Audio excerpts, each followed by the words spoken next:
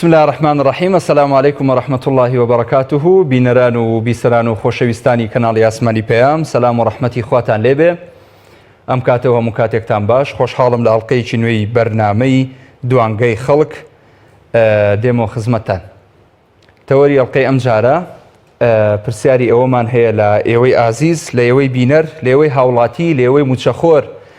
لە ئێوەی کەرەنتینەکراو لە ماڵەوە لە شارەکانی هەرێمی کوردستان، ئەڵێن نیگەرانی هاوڵاتیان لەسەر چییە؟ تۆی هاوڵاتی لەسەر چی نیگەرانی؟ ئەو ڕێکارانی حکوومەت نیگەرانی کردووی کە پێت ئەڵێ لە ماڵەوە بمێنەرەوە بۆ خۆپاراستن لە کۆرۆنا، یاخود ئەوەی کە موچە نادا و بژێوی ژیان دابین ناکە، یاخود دوکاندارەکان دائەخا عەلوە ناکاتەوە، عبوری کرد بۆ قوتابیان کە ئەمە خۆی بۆ خۆی خەتەریاتێکە بۆ مستەقبل و داهاتووی نەوەکانمان لە ڕووی زانست و پەروەردەوە. دوکاندار ئەڵێ دوکان ناکاتەوە ئەگەر موشتری نەیە بۆ دوکان حاجەتێک بکڕێ، دوکاندار با هەر بیکاتەوە بێت چ سوودێک ببینێ. واتە ئەم نیگەرانیەی تۆ تەراکومی کردووە و کۆبووەتەوە، تۆ چیت ئەوێ؟ پێداویستی تۆ چییە وەکو هاوڵاتی؟ داواکاری چییە لە حکوومەت؟ ئەزانین هەموو مافخوراوان، موچەخۆران داوای موچەکانیانەکەن، بە تایبەت فەرمانبەران، پۆلیس، ئاسایش،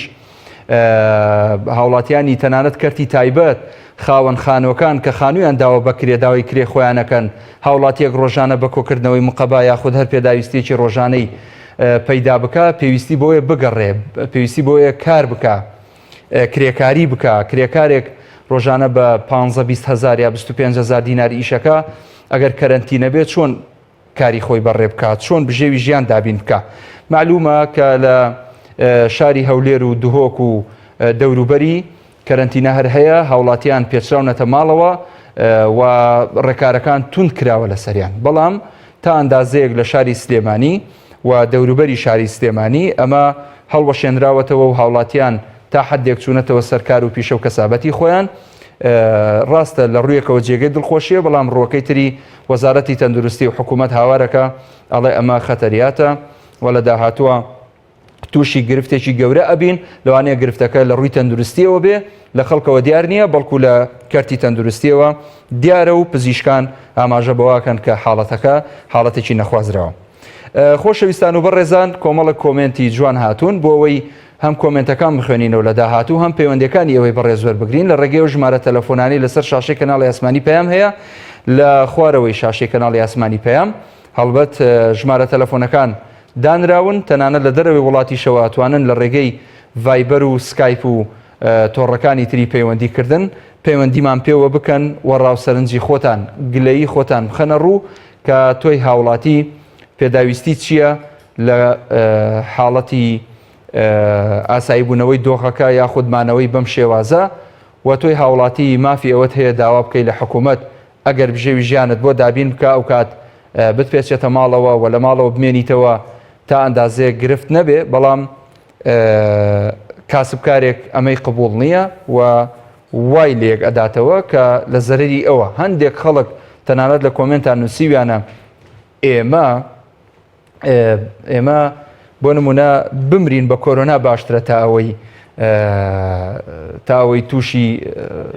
بێپارەی و بژێوی ژیان بین. من هەستەکەم پەیوەندی هەیە، ئەگەر پەیوەندی هەیە با پەیوەندەکان وەربگرم و چێمان لەگەڵە دواتر ئێستا من خۆم لێ پرسم. بەڵێ کاک مەحموود لە دهۆک. کاک مەحموود، کاک مەحموود چاوانی حالەتە باشە؟ والله الحمد لله سيدة محمود، ماذا حال بك السيدة؟ خدش ترازي بقالك سباس. بالترازي سيدة والله ترازينا دهوكي يلا ذكرنا قديفا كليبك عنا سيدة دهوكي وخما اختي تحكي بوجه دهوكي تدري بوجه دهوكي مدينة الأشباحة يلا قدم لك بيني أنو مدينة أشباحة. يعني والله سيدة مع الأسف وسيدة ما حكي جارانتي ثابتا إباشة بديلة بموظفة مو بيخلكي والله ما والله في خلق احنا واقعا نقول سيدة محمود. بله يعني لەوێ ئێستا حکوومەت هیچ ڕێکارێکی گرتووەتە بەر بۆ دابینکردنی بژێوی ژیان بۆ هاوڵاتیان؟ کاک مەحموود ناوڵە سیدە بڵێ ناب خودێ مشکلەیە. کاک مەحموود تا چیت پێویستە یعنی ئێستا تا حەز دکەی مەسەلەن حکوومەت چ خەدەماتێک پێشکەشی ئێوە بکە؟ خدای السيدة هكا نسبة خدماتها بيتن بلا بابا خلي بلا احتياط خوال بقيل بس بهند خلكي باكت خلكي باناكت خلكي نوع وصابيوي خلكي ميكري دارة كمين بموشاة كمين أسخو موظفا الشركة كطرافيلة شو اللي ما هوصة شو اللي من ما هوصة وأسكن جاكم هوش تماشين جنائي معه بله درسته دەستتا خوش سەیدا مەحموود گەلێک سپاس بۆ پەیوەندی بەڕێزت سەرکەوتوبی ئینشاءڵڵا. خۆشەویستان ئەگەر پەیوەندی تر هەبێ وەریەگرم ئەگەر سڵاو لێ بە قوربان فەرموو. ئەلو بەڵێ السلام عليكم. عليك السلام ورحمة الله. سەرەتا لە خۆی گەورەداوەکانم خۆی گەورە شەمە درێژتان کاتن. ئامین ئینشاءڵڵا باوکی عەبدوڵڵا. باوکی عەبدوڵڵا بەڵێ من گوێم لێتە قوربان. بەڵێ لە خۆی گەورەداوەکانم خۆی پەروەردگار لەو تاقیکردنەوە هەموومان سەرکەوتوو بکاتوو وە سەبرمان پێ بەخشی ئینشاءڵڵا. ئامین. برای بەڕێزم بەڕاستی تەماشا دەکەینێ وەکو موسڵمان وەکو تاچی موسڵمان ئەگەر ئەستا بکەین پێغەمبەر صلی الله علیه و سلم دەفەرمێ هەمووتان مەسئولن لەو ڕەعیەتەی لەو بەرپرسایەتەی کە لەسەرتانە کەوابوو یعنی هەر یەکەو لە شوێنی خۆی دەبی هەر بە بەرپرسیالەتی بکاتکەوە ئەو وەبای ئەو تاقیکردنەوەی ئەو جنگی خۆی پەروەردگار کە نازێکی لەو تاقیکردنەوەی ما دەبی سەبرمان هەبی یەکەم بە دەرەجە یەک بە دەرەجە دوو دەبی خۆپارێزی بکەین نابێ کەسێک مەسەلەن جێ نەداتەوەیکەوە ئەو تاقیکردنەوەی خۆی پەروەردگار ڕووی لەمە کردیا حەز بە مەسئولیەتی نەکەین لەبەرەوەی پەنا دەکەم بەخوا هەر کەسێک یعنی ئەو وەبایی توش بێت و خەرچی کە توش کاتن ببێتە بۆ کاری وەی کە کەسێک ژیان لەسەر دەست بدات ئەوە زانایانی ئیسلام فتوایاندا کەوا بەشدارن لە قەتل ئەوە یەک وەکو تاچی موسڵمان ئەسابمان کرد وەکو حکوومەتیش بەڕاستی حکوومەتیش دەبی هەز بە پەرسنجاتی بکاتن تەماشا دەکەین ئیمام عومەر ڕەزا و ڕەحمەتوڵڵاهی گەورەی لەسەر بێتن ئامادەیە قانونێک بگۆڕێتن لەبەر گریانی یەک مردار شتێک دەگرێتن دەرێ خوا عومەر بگرێتن دایکەکە کە داوای دەکەم داگەی کردکاتەوە دەرێ خوا عومەر بگرێتن کەوا بڕیانێکی دەرکردووەکەوە مدار هەتا لە شیری داچ نەبێتەوە مەعاشی هەلاتێ دەبی خوای پەروەردگار سلو کەسانێ بکاتن کەوا ئێستا کە کەسانێک هەیە لە برسان قۆڕی بچان دێ شەو دەکەنەوە بە برسەتی لە تاو کرێی خانوو لە تاو بژێری مانە مداریان ڕویان نییە سەیری مدارەکانیان بکەن لەخوا گەورەداوەکانم کە ئەو بە پرسیارانە جێدیستی ئەو وتانە بن بەسەر خۆیان دادێنەوە دڵنیام هەمویان کە دەمرن کەسمێکە ئەو کەسنە بەرچی نییە ئەو ڕەسیدەی هەیەیان لە قیامەتی خوای پەروەردگار داریان دەکات دەست خۆش باشی عەبدوڵڵا سپاس بۆ جەنابەت بۆ پەیوەندیەکەت سەرکەوتوبی کاک حەمەد ڕەشید وەرەگرم لە ژاراوە کاکە مامۆستا مەحموود گیان ئەو کاتت باش هەموو کاتت باش کاک حەمەد ڕەشید باشی قوربان ڕێزم بۆ خۆت و ستافەکەت و کەناڵەکەستان سپاست دەکەم زۆر مەمنونم کاکی بەڕێزمە من تەمەنێکم ڕابواردۆ لەوانەیە بە تەمەن لە تۆ گەورەترم تۆ برای بەڕێزیم نییە لە خزمەتی جەنابتم متمانە نەماوە لە بینی دەسەڵات و میلەتەکەیدا میلەتەکەیان زۆر سیر پەروەردەکرد ئێستاش حتا کۆرۆناش بە سیاسی کراوە مەملانەی لەسەرەوای دەبینم بەڵێ تێگەیشتی من تەمەنم هەیە ئەوانەی کە تەمەندار لە قیادەی کوردیدا باچاک گویان لێبێ ئەو کاتەی خەڵک بە تاپڕ و ساسمەزەنی شۆڕشی دەکرد دڵی بە میلەت با خاک و وەتەنی خۆش بوو بەداخەوە چیمان دی چمان بەسەر هات چ کرا تا ئێستا هەر بە دەوری خۆماندا سوڕاوینەوە کوا دەسەڵاتی کوردی بۆ لەو میلەتەی دەکا بۆ نهاتە ناو جەماوەر ئەگەر دەست دیکتاتۆریە بادام تێدابێنی بڵێ دەخورین و جوابی کەس نادەینەوە وە قەزاقی و سەدامی ناڕەحەتی دەکات سەرکوتی دەکەین دەنا حیبە مختان بە دموکراتی دەکەن ئەوەی دەژوورەکەن و ئەوەی دەزادن و تۆ چت بۆ میلەتی کردووە میلەتی قوربەسەر بەسەر لە خواردنی دەدەی عیب نییە لەسەر ئەوە تەنە پیرۆزەی لەسەر ئەو خاکە پیرۆزەی لەسەر ئەو خاکە بە پیت و بەرەکەتەی پێم ناڵێ دەسەڵات بۆ خۆت داناچیەوە بۆ خزمەتی میلەتەکەی ناکەی بۆ ناوی بۆ نێو جەماوەر تۆ دابراوی لە میلەت ئەم هەموو سەروەتە چتان لێ کرد ئەم سیاراتەی ڕیزیان دەکەن ئەم قەسر و ڤێلایە ئەم هەموو ڕابواردن و سەخاوەتە ئەیساکان لە کاکە تۆ حاسمان و ڕێسمانت داناوە لەگەڵ ئەو میلەتە مەزرومەیدا میلەت بەزارێکی خەریکە قوڕی بەسەری بێ تۆ زانی میلەتی کورد چەندی دوژمن هەیە وا لەو میلەتەی دەکەن لەبەرچی لە جیاتی دەست بەسەری میلەتەکەی دابن ڕاستە خۆپارێزی بە شێوەیەکی لەبار پێیان دەڵێم پارێز لە دەستی شکاوکراوە خەڵک ئامادەیە پارێزێ بکە بەڵام تۆ میلەتەکە لە برسان بۆ خۆ ژیانت وایە بۆ خۆت وا ڕادەبێری ژیانی بەسوولەکان ئاوایە پێم ناڵێن بۆ لەو میلەتەی دەکەن کاکە وەرنەوە نێو جەماوەر کە تێکسی لە هەموومان تێک دەکەی تاریخ لەسەرتان دەنووسی دواڕۆژ زۆر خەتەرە داواتان لێ دەکەم بە خۆتان دابچنەوە ئەم میلەتە مەزرومە ئەوەی هەڵناگری ڕێزم بۆ میلەتەکەس میلەتەکە پابندە بە هەموو شتێکەوە بەڵام تۆ بێچاری دەکەی کاکە زەختت کردۆ خرچۆتە سەرێ دووکانی پێداکە بخانە پێ نازانم چ لێ بکە چی پێ بکە جەختی ئەوەی دەکەین ئەوەی دەزادە دەین بۆتە چێت کردۆتە بەردەست لاستێرێکی دێوە هاتووی ئێستا هەرکی ملی بگری دەڵێ هەڵقڵاوی میلەتین ئێمە لەناو جەماوە گەورە بووین بە جەماوەرەوە ژیانمان تەواوە بە جەماوەرەوە حیزبین وەک وەڵڵا با بە خزمەتی جەماوەرتان کرد جەماوەر ئەمە شێوەیە وای لە هاتووە کاکە دەبوایە گەنج سەری خۆی هەڵگری بۆ وڵاتان چی خزمەتی وڵاتان بکە کاکە دەست لە ناو دەست بگەڕێنەوە بۆ ناو میلەتی خزمەتی خاکووە کاکە تۆ بژیە با سیارەکە جوان بژنەکە جوان بێ بەڵام بۆ شێوەیە بە خۆتاندا بۆ ناچنەوە ئەم هەموو سەروەتەی ئێوە برتان ئێوە لێر و لەوێ دەجێڕن ئێوە چی پێ دەکەن تێگەیشتی ئەم میلەتە قوڕی بەسەری بۆ کاکە داواتان لێ دەکەم بە خۆتاندا بچنەوە دەسەڵاتی کوردی حیزبە سیاسیەکان دەستخۆشکان هەمە ڕەشید گیان هەیە و ماوە لە ژیاندا کاکە شۆڕش بەو شێوەیە نەبوو کورد دەستخۆش کاتم زۆر پێداکا هەمە ڕەشید میلەتەی دەکەنی دەستخۆشی لێ دەکەم سپاس بۆ جەنابەت سپاس بۆ پەیوەندیەکەت دەستخۆش لە کەرکووکەوە کاک فەرمان وەرە چۆنی حیاتەکەم باش مامۆستاجان کاک سەلمان چۆنی بۆ یەکەیەکە بیاراتان بۆ یەکەیەکە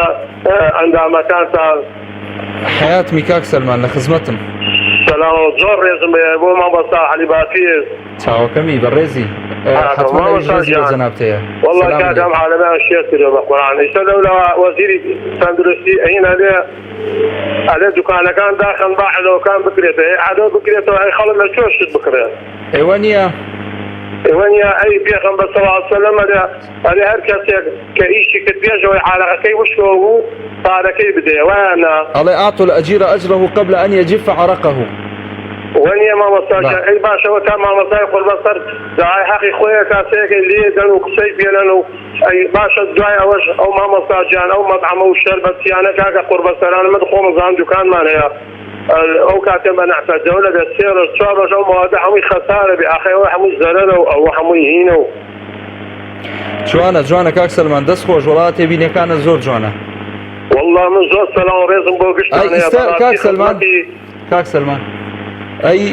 لە کەرکووکیش کەرەنتینە هەیە بڵێن خەڵکیان پێچاوتە ماڵەوە والله مامۆستا فەرق عایرەش هەر عینەنە مامۆستا لە کەرکووکیش ئارە والله هەرچی بۆ دوکان بە نەحسە دەولە هەرە ڕێی بۆ هینە قەینا بەس کاکەم عالەمە سەیەکەی هەیە کرێتیە ئێستا هەیە کاکە پارەی وەلیدەی نییە بیدا قوربەسەرە کاکە ئێستێمەش تا تۆزێ باشترین والله مامۆستا ئەو عالەمە ئەوە بڕە ئێستا کاکە زۆر کەسێ وەختە ئینتحارەکە کاک سەلمان لەگەڵ کارەبا و مۆلیدەیە چۆنن والله باشی مامۆستاجان والله ئەم مانگە هەریشی هینە ئەمپێری 8,000 هاتووە دەی خوا ڕەحمکە ئیشەڵا دەستت خۆش بێ والله مامۆستا جان زۆر سپاس دەکەم ڕێز و تەقدیرم بۆ گشتان هەیە مامۆستا جان سەرچاوم سەرسەرم حیاتەکەی تۆ برای گەورەی لە خزمەتتان چاوەکەم. کاک سەلمان لە کەرکووکەوە بوو ئەمجا کاک ئاسۆ لە چەمچەماڵ تۆزێ هاتینە ئەملاتر. کاک ئاسۆ سلام علی براکەم. عەلەیکە سەلام و ڕەحمەتوڵڵی و بەرەکاتوه. مامۆستا جان باش قوربان. چۆنی کاک ئاسۆ جان ئێوە ڕژانە سەر شەقام هەڵوەشانەوەی کەرەنتینە لە سلێمانی و دەوروبەری ئەتوانین بڵێن یەکێک لە هۆکارەکانی هاتنە سەر شەقامی ئێوە و دەڤەری ڕاپەڕین و ڕانیە و دەربەندیخان و کفری و کۆمەڵک ئەم منتیقانە بوو. ئێوە بۆ هاتنە سەر شەقام بۆچی وتان کەرەنتینە بانەمێنێ خەڵک با لە ماڵەوە دانەنیشێ و ساحب دوکانە بێ دوکان بکاتەوە؟ مامۆستا جان پێشەشی سڵاوی خوای گەورە لە جەنات و لە سەواوی کارمەندانی کەناڵی ئاسمانی پەیام هەر سەرکەوت و یەخوا بێەوەی بی من لە خزمەتی جەنابتان لە خزمەت خوایە بیبرای من. کاکە جان تەوان من لەگەڵ حرمەتمان دوو فاقیەت هەیە لە قسەکردنی سیاسەکانمانە. بەڵێ پابەند نەبوونی خەڵک یعنی کە وای کرد پابەند نەبێ لەم دوو فاقیەوە سەری هەڵدا متمانەی بە سیاسەکان نەما. کاکە جان وێنەی لە دوو وێنەی جیاواز سەرۆکی هەرێم و سەرۆکی حکوومەتمان بینی چۆن هایی دانیشتبوون. ئەمە یەک لە هۆکارەکان. دوو هۆکارەکان ئەم سنووری خۆمان سنووری با بڵێن سلێمانی ئێمە پارێزگاری سلێمانی بێ ماڵێڵێ ئەو مامۆستا ئینشەڵڵا جێگای جەننەتە یەکەم حاڵەتی مردن کە ڕاگەێنرا. ئەو داماوە خۆی نەخۆش بوو لە نەخۆشخانەی هیوا بوو ئەپەم شێوازە نەخۆشی درێژخایانی هەبووە. یعنی ئەم پیاوە ئینشەڵڵا جێگای جەننەتە کە کۆچی دوایی کرد پارێزگاری سلێمانی خۆی بە احترامی خۆڵێ بەو نەخۆشیە نەمردووە. کاکە ئەمان هەستاون دووبارەم کاکە خەڵک لە برسا لە بێمەعاشیە هیچ کەسێک کاکە من پێشمەکەم گەشتۆتە 70 ڕۆژ موچەم وەرگرتووە. کاکە گویان ئاخر ئەیکردنێری با من موچەمێ ئەو خەڵکەی کە مقەبای کۆ کردەوە کە بۆ قایمقام قایمقامی مەرکەزی سلێمانی ئێوە داماوە چیتە ئەخێنە کاک مەحموود جان یعنی خەڵک بتوێنێتێ خەڵک زۆر فەقیرە زۆر داماوە موچە نییە کاکە تۆڵی 27 ملیار دۆلار خەرزارم. یاخر باشە ئەمە لە چی یاسای بۆ سەرۆکی پەرلەمانڵێ من ئاگامان لێنێ ئێخر لە چی یاسایەکەی پەرلەمان ئاگادار نەبێ حکوومەت یەکەم هەموو قەرزێ. کاکە جانیانی ئەمانە خۆیان وایان کردووە ئەم دەسەڵاتە خۆیان وایان کردووە کە خەڵک متمانە و سیخەیان پێ نەکا بۆ قسانە. یعنی خەڵک ئێستا ئێمە کە خۆپشاندان ئەکرێ هەر شتێک ئەکرێ خەڵک لە خۆڕسی خۆیەوە ئەیکا. من حەزەکەم بە تەشهیر ناکەم حەزشم پێ نییە بۆی وەکو تەشهیر قسەکانم. بەڵام هیچ کەس پێویست ناکات دوێنێ برادێک هاتووە بە ناوی حیزبێکی سیاسی و دێتەڵە پێم ئای بادۆتە لای قایمقامە دەنێ قساکە دوایی داماوە هەنشتیشیان تێکرد بە پەلەبەت چۆن ناو سیارەکەەوە. کاکە تۆ خاوەنی 8 کورسی یەک کورسیەک دەنگدەش یەک کورسی خۆت بۆ نێتە سەرزادەکە چێم کاش کورسی داوەتە تۆ ئەگەر تۆ خاوەنی ئەمەش کورسی ڕاستگۆی لەگەڵ ئەو خەڵکەیە وەرە بەس پێم بڵێ ئەگەر دەنگدەری تۆ دەنگدەری یەک کورسیەکرد نهاتە سەرزادەکە بۆ ئەمە تێکای گومان و سەرسوورمان نییە من چخێک بە تۆ بکەم تۆ 8 کورسی ئاخر گەڵتە نییە 4 کورسی لە سوی سلێمانیە هەبێ دەنگدەری کورسیە پێش کۆرۆناکەش لە پاشی ئازادیە بە حەفلەی لادەیە کە 2000 کەسی بۆ کۆ بۆ. کاکە گیان ئەمە من یەک داوایەک لە خەڵکەکەم وڵای خەڵک ئەگەروی ئیکا دوای ئەو نەکەوێت 10,000 کەس مافی لای ئەو زەلام هەیە پارەی 10,000 کەسی لایە ئەمە ناکرێتەوەی کە تۆ بچی دوای ئەو پیاوەکەیت و خوازانی من ئەم قسەیاکەم دەم تەلەڤیزیۆنیەوە وڵای نە سیاسیم بۆ خوای شەهادەشم نییە بڵێم خەریکی زانکۆکانم بۆ خوایە ئەمە بەڵام بە قەناعەت خۆم وایە ئەم پیاوە ئەم ساڵنا ئەم مانگەنا ساڵێترنا دەرئەکرێ ئەم پیاوە نەخۆشی و نەحیز بەگەشتی نەئامێنێ بەڵام دەری شەکرێت چۆن هایی بۆ کوێ دروستی کردووە. بەڵام ئەمە ئەبێ خەڵک بۆ خۆی وشیار بێت وەک پێش خەڵکیش نەکەوێت بێوێ خەڵک بەناڕێبە ئەو حەق و مافەی کە خەڵک داوایەکە ئەو ئەمساری ئەو پیاوە نەکەوێتە پێش خەڵکەوە کە خۆی جێگای نیشانی پرسیاری لەسەر بێت. کاتم زۆرگرتن جان جەنابەت پێشمەرگەی بەڵێ تەحسیلی دیراسی چییە ئەگەر ئازیاد نەبێ بپرسم چیت خوێندووە؟ وەڵی مامۆستا گیان ڕەنگە بڵێم هیچ شەهادەیەکی ئەوم نییە وەڵام ئەم قسانەی توێکەی بەزەوەی علوم سیاسە و یاسای خوێندبێ ئەم قسە نازانێ بەڕاستی من لە خزمەت ینی بەگشتی نەک ئەو ئازانێ بەڵام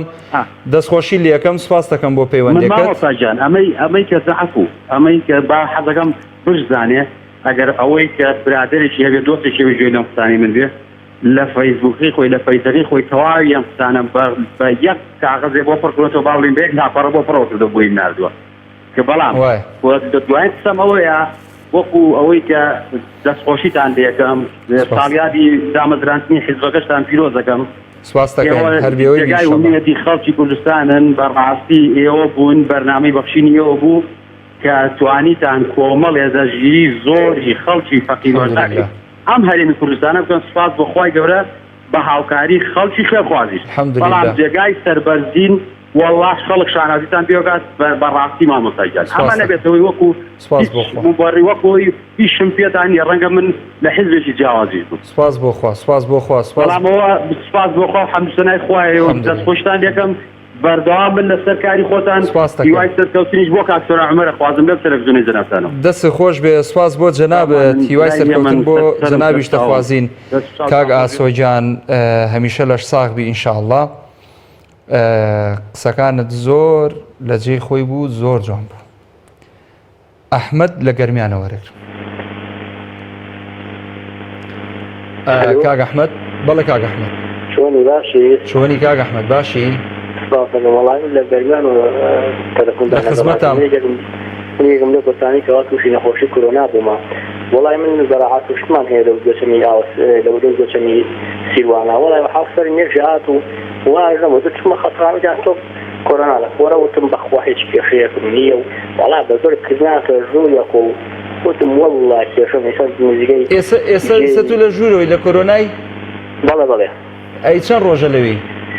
کورە دوو ڕۆژە تەماتەکەم هەر وێران دوو تەماتەوە فەت ئەمنە تەماتەمە دەو چەماکرد بەخوا کەس نێ بێڕنێ کورە وتم باز وەڵڵا چەندێ کێشەم هەیە نەحیچێک نییە بەس بەزۆر من لە ژوورەوە بەخوا زیاد قرآن و دوست سەکەن تەماتە خراوە بێ کورە کاکە تو بۆ تەلەفۆن بۆیە ماکەی برای سێمەش تووشەکەی دایخەرەوە ڕەحمەتی خوا لێبێ کورە بەخوایەتی نوێ و حافەر مێشە و بەهۆی گەرماوە چوم چوزانم ناگرێت لەم ژوورەوە ئیسە تۆ سکن ناچێ ناڕشەیتەوە بڵێ عەفۆن یعنی ببوورە ئەی تاد نییە کورە حەزێکەی یەک کەسنان بۆ حەزێکەی تاشێ برنج و گشتەوە بۆ هیچ کێشە بێ بە زەمانە بە زۆر نەژدارێک هیچم نییە وەڵام خەری زەرحات و فەلاحاتەکەمە تەماتی چاکیشی لەداوام ساڵا بەخوا ئەمنێمانە کردووە ماشەڵڵا ئەمنێمان ڕۆی وایە دوو تەری لێڕنی ئەس بەخوا کەسمان هەیە مۆر فڕێدی ئەی قەزا لە من کە دەست خۆش بێخوا کاک ئەحمەد گیان خوای گەورە شیفای خێرت بۆ بنێرە ئیشەڵاگەر ئەما بە زۆر شتێکاگرێت ناو لوت ما کوڕی ما کۆرە کاغوازم کۆرە وازم بۆ خاتر خوازم لێرە ئەمانە بەخوا باخم کۆرۆنا لە گیانی منانێت خۆزایە بزانێ هەنەوەچم وە قەسەخانە کاکە تو تەلەفۆن بۆ کەس مەکە برا تەلەفۆن بۆ کەس مەکە با خەڵک توش نەکەی برا دەستی خۆش لە خزمەتتان دەستی خۆش بێ سپاس دەکەین لە بازیانەوە باوکی ماکوان وەرەگرم باوکی ماکوان مامۆستاگیان سڵاوی خۆی گەورە لێبێ سڵاوی خوا لە جەنابەت قوربان ئەحواڵت چۆنە شکر باشی سپاس دەکەم فەرموو لە خزمەتای خزمەت لێمەوە برای منی چای منی عەزیزی منی خۆشەویستی ئەمانێت مامۆستاگیان بەڕێزی قوربان لە خزمەتام دەستخۆشی تەوەرەگەشت یەکەم بەرنامەیەکی جوانە یاخوا بێەوەی بی بەڕاستی مامۆستای بەڕێز من پێم باشە بڵێم هەموو شتێک لە دنیای هەموو شتێک سنووری چیە سنووری خۆی هەیە بەناو حکومەتی هەرێم کە نەخۆشی کۆرۆنا ڕاگەاندرا خۆیان ڕایانگەاند کە ئەبێت خەڵک هەمووی کەرەنتینە بێت دوو مانگەکە هات و چوار ڕاگەیان دوو مانگەکە تەواو بوو دوای هەر خۆیان بەیانێکیان بڵاو کردەوە لە قسەی خۆیانە بەوە بەقسەی وتە بێژەکە وتیان کۆرۆنا کۆنتڕۆڵمان کردەوە و دەستخۆشیان لە خۆیانە کرد لە کەروادەکانیان نەکرد بەڵام بەداخۆ لەم ڕۆژانەیەوە دیسا بڕیارێکان دەرکرد بڕیارەکان یەک شەو بڕی کرد یەک شەویش بڕی نەکرد 4 ساعت بڕی کرد هی پەشیمان بوونەتەوە بەڕێزم ئەمە چیمان پێڵێ ئەمە بێحکومەتیمان پێڵێ ئەمە بێمتمانەیمان پێڵە لە بینی هاوڵاتی و هاونیشتیبانی حکومەتی هەرێمە ئەمانە کە بەناو حکومەتی هەرێمن برای شیرنم لە هیچ عالمێکان من دەسەڵات و حکومەتی وام نبینیوە نەبیستومە نە بە چای خۆ بینیوە نە لە کۆفارەکان لە خۆزوومەتەوە کە شتێکە بێ بە ناوی حکومەتەوە خزمەتی خەڵک نەکات خەڵک بستێنێتەوە برا بەڕێزەکەم 30 ساڵ ئەم داهاتە زەبەلەحە بەدەست هەر کەسێکەوە بێ بەدەست دوو پیاوی خواناس و دوو پیاوی خاوەندە سەوارشەوە بێ ئەتوانن هەرێمێکی تریژی پێ بەشێ بکەن برای بەڕێز میلەتی کورد فەوتا ئەوانە خەڵکیان فەوتان خەڵکیان دەبنهێنا هەر ماوەی یەک شتێکەکان بە دروستەکەن یەکەم کاتی حکومەت کە دروست بوو دوایینەوە دوێت لە هەوڵ دوای هەستیگاکە هەڵبژارنەکان ئەمانە ئێمە بووین بە حکومەت و بینە خاوەن دەوڵەتی کوردی باشە پیرۆستان لێ ڕۆژ بە ڕۆژ خەڵک فەقیر بوو برای شیرینم ڕۆژ بە ڕۆژ دوای ئەوە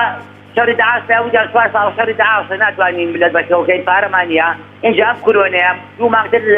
هەم دیسان بەسێکیگەیە نەئاراوە ئەمانە حکومڕانیان پێناکەوە لێشی نازانن ئەگەر لێزا بووینایە ئێمە گەلی ئەوانی کاک ئێمە ملەتی کوردین خەڵک خەباتی کردەوە خەڵک خوەری داوە خەڵک ماڵی تووجا سێجا وێران بووە لە پێنا کوردایەتی و دەوڵەتداری و خەباتەکەی ئەمانە بەڵام بەداخ ئەوان زۆر گێباکن هیچدانە سەڵاتەعاتەکەی ئەگەنە چن بێگانەوە ئێران تورکیا ئەمریکا بەریتانیا فەڕەنسا هەموو گیانەکە دەوڵەمەند کرد ملەتەکەشان خۆشێت هێڵی هەژارەوە دەیان هەزاران بەسپێشین ئەناسم ساوە یەک دینار نییە دەیان ماغەیە ساحێبی یەک دینار نییە ناتوانێت قوتێشی بڕێ بۆ مناڵەکەی برای بەڕێزم خەڵک چی دڵێکی بەمانە خۆش بێ تا ئێستا بێنیتە وەزیرە محاسەبەکەن تا ئێستا بێنیتە پەرلەمان ڕۆڵی هەبێ نایڵن کاکە ئێوە باشتر گۆڕان باشە حیسیکە باشە نایڵن برای بەڕێزم ئەمانە هەتا خۆیان دیارێ میلەت ئەتەوسێنەوە ناشڵن هیچ شتێکی تر حکومکارم هەرێمەیە بەڵام بەداخەو گەلەکەمان ئاسویستاری لاوازە و هەست بەم هینە ناکات دەست خۆش باوکی ماکوان سواز بۆ پەیوەندەکەت کاک محەممەد وەرەگرم لە سلێمانی چۆنی کاک محەممەد جان قوربانە گورمامۆسایان و تەواڕۆ لەسەر چییە کۆرۆنای چی و شتی ئێوە نییە هی کاک ئەحمەد لە گەرمیانەوە تەلەفۆنی کورتی من تەماتەم لێ داوام ساڵ خەریکی کۆکردنەوەی تەماتەکەم بووم سەرم ێشاوە چووم وتیانە کۆرۆناتە گۆرەسنە بۆ خۆم لە من ساختە لە عیبی نییە تۆ زۆرترشی بەنێ عیبی نامێنەوە بەباسە مامۆستا کورە مامۆستاگیان لەم خەڵکان حکومەتە خۆی گەندەڵە وەڵا حکومەتە خۆی لەبەرەوەی هەر دزیت هەر فێڵکە لەبەرەوە ئەو کەرەتی کردو ئەجینا کۆرۆنای چی و شتێکی وەڵا سوێنە بۆ بەندێک دانیە کاک محەممەد ئەوە نیاڵن لە ئەمریکا ئەوە نە هەزار کەس بردو لە ئێرانەوە نە هەزار کەس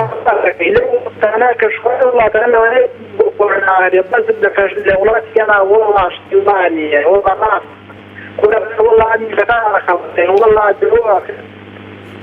بەڵێ ئەمانە بەس دەبەنەوەی کانکارنەوە بڕا بۆ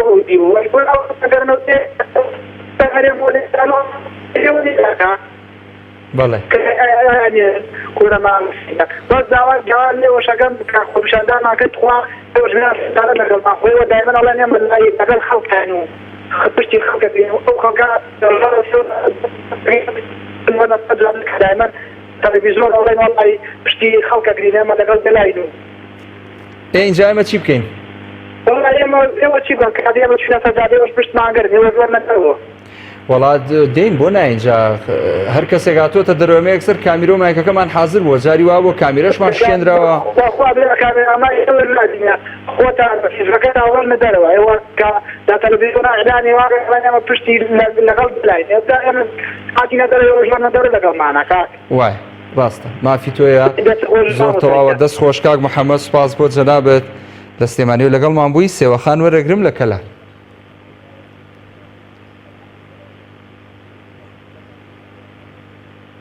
بەڵێ ئەڵێ بەڕێزم پێشەکی دەستخۆشی بەرنامەکەتان لێ یەکەم سوپاس دەکەین وەڵی من وەکو خۆم داواکارم لە خوای گەورە یا چاکیان کاتۆ بیان کاتە مرۆڤ کە قەوری مرۆڤ بزان و وێزەم خەڵکی هەزار و سەوتاوە بگرن یا خوای گەورە بیان ڕوخێنێ لە ناویان بەری تەنیا ئەو دوو قسەمە هەی باش بۆ چیان کردووە دادەسێەوە وەڵی بۆمە قوربان شاهیدم هەیە پێغمەرگەم هەیە پیاوەکەم 30 ساڵ خزمەتی هەیە هێشتا بە قەوسوانێت ئیستیفادەی لە دەستیان نەکردێت دوای ئەوە عەرزێکم هەیە 12 ساڵە من عەریزەم داوە بیکەمە خانە هەر ئەڵێن تاوەڕێکە ئیسای وە پارەی وڵات بەخێوکردن حیوان بەخێوکردن نانەوایی خەڵک 1000 داماویستان دیمە سێنخانی کۆنە ناساونە حکومەتی بەعەت و خانەتی هەتا ئیسا مۆڵەتمان پێ نادەن بیکەنە خانە خەڵکی هەیە واستەی هەیە و کار فڵان کەس قەومێتی دوای منیش محاوەلەی سوێنی زەرعاتوە کردێتە خانە و بینایە و ماڵەکەی هاتیا بۆ میزارەوەن تاوەڕێی یاساکەکە ئەی تۆ شەهیدت نییە چۆن ناڵن بکەیتە خانوو بەخوا بێم شەهیدە مامەی پیاوەکەم شەهیدە لە باوەنورە گەرەکیانە بیدەنە دەمیسارەوە خێرخوانە یەڵاوە كورنتي اسمار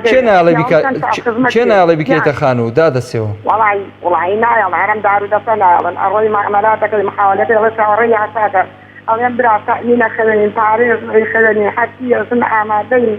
عجائب يزن شاورية كان تعفو كده حكومة بريال جسدا برلمان بريال جسدا لازم بعملها وقرارك تدرس على جرمانا نايك بله دەست خۆش بەدات سێوەجان بە هیوایەوەی کە هەموو ئاواتەکانت بێنە دی بەڕاستی ناخۆشە تۆ ئەرزت هەبێ 12 ساڵ بێت چاوەڕێکەی بکەی بە خان و نەکرێ ناخۆشە بەڕاستی هیوادارین بەرپرسانی ئەو دەڤەرە ئاوڕ لێ بدەنەوە ئینشاءڵڵا باشار منی بەخوا حەفتا هەستا کە وەڵا ڕاستەکەی دارەی گەردان و سارەوانی هیچ ناکەن بۆ کەس دەست خۆش بێ یاخوا قوربانی چاو سپاس بۆ پەیوەندێکت کاکازان وەرەگرم لە هەولێر السلام عليكم. السلام ورحمة الله وبركاته. خوش بنا وقت عليكم. سپاس دەکەم کاکازان بەڕێزی. کاک محمود وڵا سەوایت بە تەوەکەتان دەست خۆشتان لێ بکەم. سپاس دەکەین کاکازان. وڵا کەرەنتینە لەو دەوڵەتانە ڕاستە نەخۆشەکە بەڵام لە هەرێمی کوردستان واقعیان هیچ لە گۆڕینیە. وای. تەنها بیانەوە حکوومەت موسە پێ نادرێەوە لە ترسی دەنجی ناڕازێکەکە هیچ لە گۆڕینیە. باشە کاکازان. بانگوازەوە دەکەن کە دەنجی ئازادی دەبا خەرگ ئازاد بیش خۆی بکە لە هیچان هێشتیانی وەڵا حکومڕانیوە ناکرێت. بەڵێ کاکازان ئێستا لە هەولێر کەرەنتینە هەیە بڵێ ناڵن هاوڵاتیان بێنە دەرەوە؟ وەڵا ئاسایی یعنی هەندێک کەرەنتینە هەندێکی یعنی هێزەکانی ئەمنی یارمەتی هاوڵاتیان دەدەنەوەی کاسبیوانە. بەڵێ دەست و چاوت خۆش بێ بە هیوایەوەی کە ڕۆژێک زووتر ئەم دەرد و بەڵایەمان لە کۆڵ بێتەوە ئینشاءڵڵا. سپاس بۆ پەیوەندەکەت کاکازان گیان. هەر لە شاری هەولێرەوە کاک میران وەرەگرم. السلام عليكم. عليك السلام ورحمة الله. کاتت باش. کاک میران گیان هەموو کاتت باش. سپاست دەکەم وەڵا بەخۆی کەرەنتینە شتێکی بێ معنایە بەڕاستی هەریک معنای نییە. بەڵێ کەرەنتینە بەخۆی شتێکی بێ معنایە یعنی هیچ ئیستیفادەی نییە بەڕاستی شتێکی زیادەیە کوێتە حکوومەت زیادەیە لەو کەرەنتینە شتێکی زیادەیە چونکە خەرک بژێوی نییە وەرە ستارێک لە مارێم کە ژیانم لۆ دابیتە احتیاجێ بەس ئەتو هیچ نەبیت خوا دینارەکردن. کاک میران جەنابەت کاسبی؟ پێشمەرگەمە. پێشمەرگەی بێ مەحاش بێت یەکسان لە شنگال و 16 شەکم وەرگێت خوا بۆ بێم حکوومەت. ئێستا لە جێژنەوە دیناری خوان پێ نەبی لێو دینارێک لۆ قەردەوە لە چەند حکوومەت وەڵ کابراهاتم هەرگر ئەو ڕۆژە تقریبا لە موالیسیەکاندا بۆ ڕۆژێکی لە تەلەڤیزیۆنە قسەی کرد بەسەوەم بەخۆم هەرم کرد اختیارێک و اختیارێکی سندوتۆر و جوان گوتی نازانم چەند حکوومەت لەگەم کەریم قاسمەوە پێیدا هات تا گەیشتە نێتیر ئێستا کەسەی دەرێن برا گەورە گوتی وەڵڵ لێو حکوومەت خوێڕی پێشتر بە حیاتی لەم دیتیەگوت یعنی دووی مەسەکەی خوتی لۆ دەرەوەش وەکو پەکولێ هەردەسی لێ دەی باری هەردەوەرێ ڕاست کرد و کۆب دەکەی لە پەن دەکەوی لۆ ناوخۆشدەری شێری ملبەز و دیرۆکی دەحیلێنی لۆ فەقیر و هەژار بەخۆی کاک مەحموود ئەگەر لە تەلەڤیزیۆنەکان لەو گۆڕەش مافیامان نەدیت بخۆ لە تەلەڤیزیۆنەکان دیت ماکاکە بەش میتومەکرە قۆرەکی تیسەح قۆرەکی عەزیایە سەری کوتی کردیە بە GPS لە بینازانی پارەکەی لەشێ ئەوانەی مەدەزانی بەژنیان چەندە و کۆکوونیەوە حاشاک هەندێک سەگ لەسەر کاردەورەیانە بەو سەگانە نەبی بەخوای سوپانیشیان نییە نازان ئەو سەگ و کۆیلانە ئاخری لە فلیمەکانیش دیتمە هەر بەدەستی خۆیان دەکوژێ. ئەی کاک میران سەدام حوسێن لە دەوری نەبوو قەزافی لە دەوری نەبوو فیرعەون لە دەوری نەبوو ئەوان ئینشاڵڵا کۆتاییانە من وەڵاهی وەکو پێشمەرگێک لە جێژن پارە قەردەکەی سوان ئەخە من ژن من دەستم هەیە ئەخە ئەم ژن منداری شیر و حەفازەی هەیە کورە وەڵاهی ئەوە ژیان نییە کورە وەڵا بە کۆڕۆنە بمری زۆر لەو ڤایرۆسانێک کە پێیان دەرێ حکوومەت باشترە من گلەیم بەڕاستی لە هەموو کۆمەڵی لێ دەکەوتیکە هیچ گلەیم لێ هەیە چونکە کۆمەڵ بەڕاستی موقیفە بەغیرەتە یعنی تو پێ برەی لە ئەمیرەکەیانەوە دەوەشێتەوە یعنی شتی باش نەحا من بەرامبەری کۆمەڵەکەم بەزە و کەسن کورد بەتەواتی بنووسێتەوە تب لە خۆت دەکەی کە کوردی لە مەکتەب لە ئیبتیدایی مامۆستاهێکمان هەبوو تەڵەبە کە بکەمە زیعاد و لا بەڵێ والله فقط ناخذ فكيف خسارة دەست خۆش بە کاک میرانجان سوپاس دەکەین بۆ ئەو هەڵوێستە جوانە کۆمەڵیش هەمیشە لە خزمەتی خەڵکە ئینشاءالله هەتا بتوانین لەبەرەی خەڵکدا دەمێنینەوە. دایکی نورا وەرەگرم لە قەڵاتزێ. دایکی نورا بەڵێ دایکی نورا سەلام و ڕەحمەت الله. هەموو کاتی جەنابەت باش، زۆر سوپاس. بۆ حکومەتی هەرێم کەرەنتینەی سمانەچینە لەبەرەوەی لە وڵاتان یەکەمدا لە ئێرە پەرلەمانتار و خەڵک دەسڕۆیشتووە گرتیان سیوانیە لەبەرەوەی لەخوا دەزار بێخوای گەورە مازێزێکی ناردووە. بەڵێ خوا بۆ گەورەی خۆی بەزەی لێمەدادێتەوە، بەڵام نازانم ئەوانە بۆ بزیان بە خەڵکی کوردانایەتەوە. جوانە بایسان سەرکردەی کوردستان و بەڵام ئەمن هیچ حکومەتێک نادینم، سەرکردەیەکی نادینم. سەرۆکی پەرلەمانی هەندێک هەڵوێستی هەیە دەیکا بەڵام مانایەشیان نییە. پێم خۆشە لێرەوە دەڵێم سەرۆکی پەرلەمان ئەوانە هیچ نەچنە ناو پەرلەمان لەبەرەوە هیچ یاسایەک تا پەرلەمان دەرناچێت دەبێ بە قسەی حکومەتکەن. حکومەت نەمدی تۆ حکومەت بە قسەی بەوەی لە پەرلەمان دەکرێت دەبێ حکومەت بە قسەیکە، بەڵام حکومەت ڕێ شوێنی بۆ پەرلەمان دادنێ. خەڵکی ئەو وڵاتانە تووشی نەخۆشیان کردووە. زادەم هەوێ لێرە پامێکیشم هەیە بوو بەڕستان مانگی ڕەمەزانی وەک ساڵان هیچ ئەوێشی نەماوە. پێم خۆش نییە لێرەوە دەڵم وەڵای تون دەڕێن ڕەمەزانی ئاینی کردووە پێم ناخۆشە لێرەوە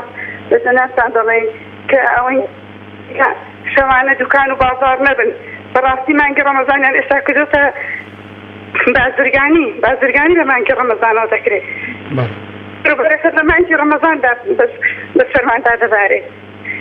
پێم خۆشە لێرەوە گاوە دەست پێش خەریت بکەن بڵێن ئەو شتە نەمێنێت هیچیکە نێڵن ئەو دوکان و بازار بە شانە بکرێتەوە. بەڵێ باش ئینشاءڵڵا دەنگە دەگاتە شوێنی خۆی. دایکی نورا زۆر سوپاس بۆ جەنابەت بۆ پەیوەندیەکە لە قەڵاتزێوە سەرکەوتوو بن ئینشاءڵڵا. کاک بڵند وەرەگرم لە شاری سلێمانی. کاک بڵند کاک بڵند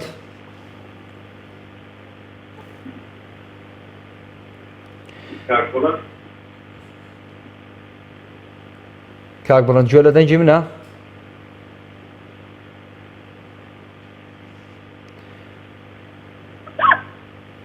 کاک بڵند داخرایەوە. کاک بۆتان وەرەگرم لە کوێوە کاک هەولێر. کاک بۆتان فەرموو کاک بۆتان جان فەرموو. السلام عليكم. سلام و ڕەحمەت الله وبەرەکاتوه.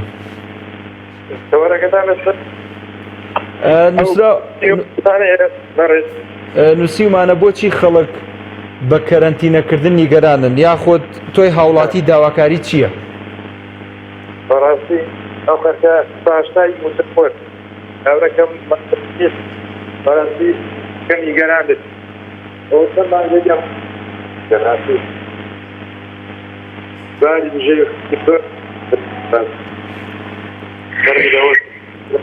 کاک بۆتان دەنگ دوازەح ناگاتە من.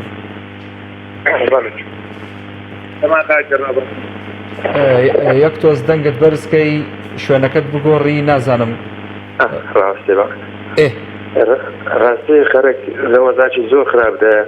خەرک ئیشوکار نمایە خەرک هانیوە نییە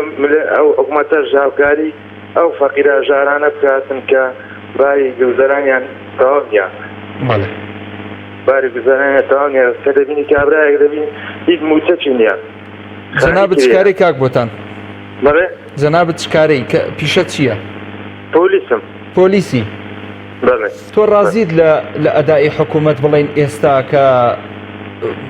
ینی لە مانگی یەکەوە تا مانگی ئێستا شەشە یەک موچەی دابەش کردوت؟ نەخێر بە هیچ شوێژە ڕازی نیمە کابرا یعنی حکومەت نایە هیچ زەعیەکی بەخۆی بداتن خەرچش دەنێتەوە مارە یانیەوە چۆن ئەوە هەیە خەرچش دەنێتەوە مارێ و کێرەنتین ناوێەوە بەخۆی هیچ زەعیەکی بدات. ئەدی کاک بۆتان ئەدەیوەنیە حکوومەت دەڵێ من چاکسازیم ڕاگەیاندووە شەفافم و لە خزمەتی خەڵکدام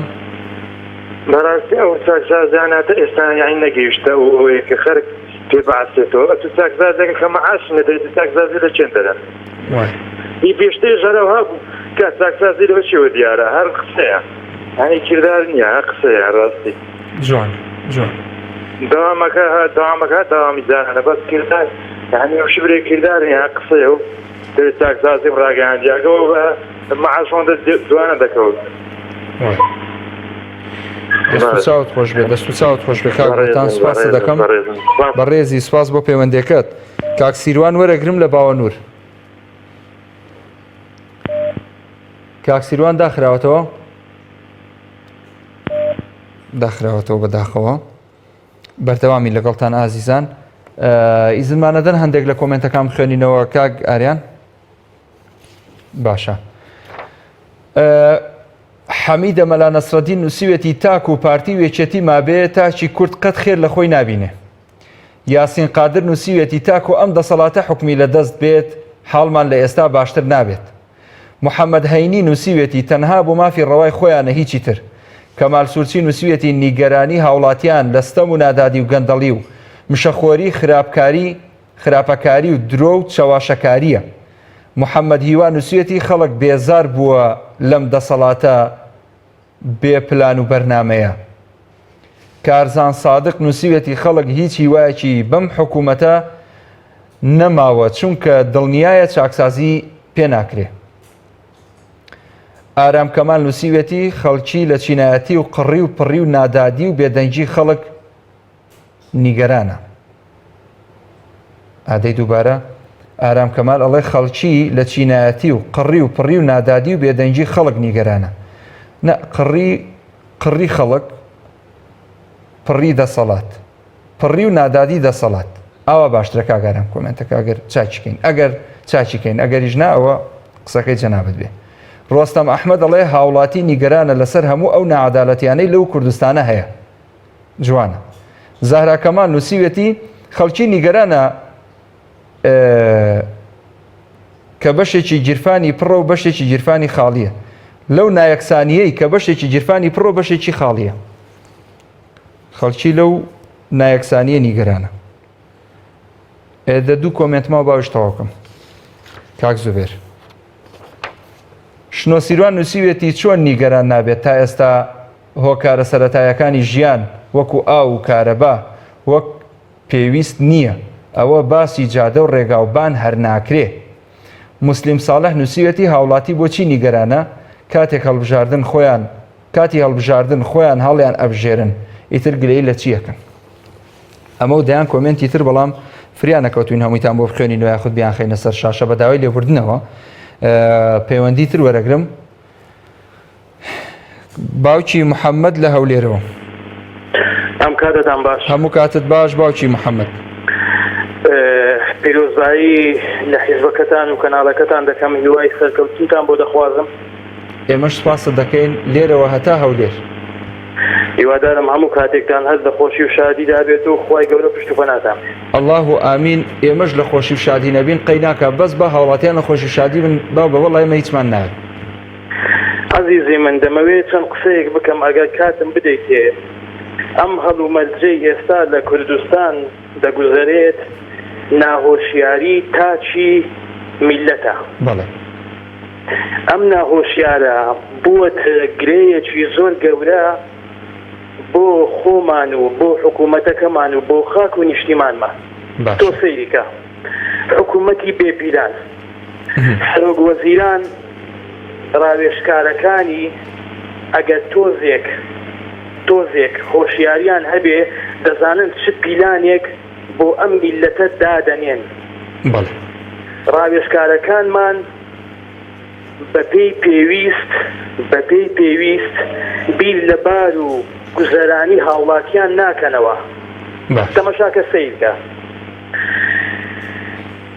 سعاتی ئاویان دانا هەوای دەخوێنێتەوە میلەت هەر قسە ناکە کارەبای تیجاریان 150 زیاد کرد لە 25 دینارەوە کردیانە 130 دیار میلەت هەر قسەی ناکە زەریبەی عقال و زەریبەی دەخل ئەوە مزجێنێک بۆ خەڵکی کوردستان مانجی حەوت بزانە چۆنی زیاد ئەبێ 3 قات دەچێتە سەری 3 قات یعنی فی 3 دەکرێ لە گومرگت بگرە لە ئەشیاهێنانت کە لە سنوورەکان داخل ئەبێ هاوردەکردن ئەوە هەر بوویتە کە ئابا کەس ئاگای لێ نییە حەچ مەوادێک داخل دەکەی 150 170 زیاد بووە ئەم هەموو کارت بەسەر ئەو میلەتەی داهێناوە ئەتوی هێشتانەکە معاشی نادەی بازار وەستاوە ئیش و کار نەماوە ئەدی باشە پێم ناڵی میلەت لەکوێ بێنێ میلەت لەکوێ بێنێ کاکە میلەت لەکوێ بێنێ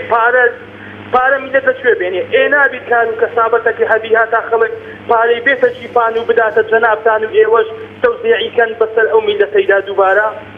کاکە کورە بابە عەزیزی من ئەم هەرێمە لە بنی حتا سەری هەفتەکاوە خەڵک ئاگای لێ نییە عەزیزی من خەڵک ئاگای لێ نییە خەڵک هەر دەڵێ کاکە بێدەنگ بە خراتر نەبی ئەمە هەر ئەو هالی ڕەهات بینی هەتا ئێستا عەزیزی من دەبی تاچی کورد هۆشیار بێتەوە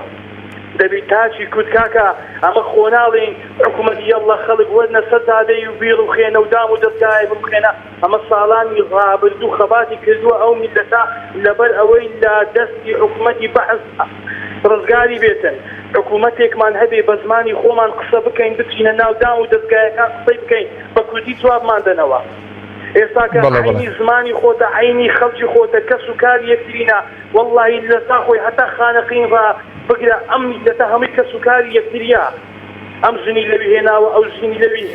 لەوی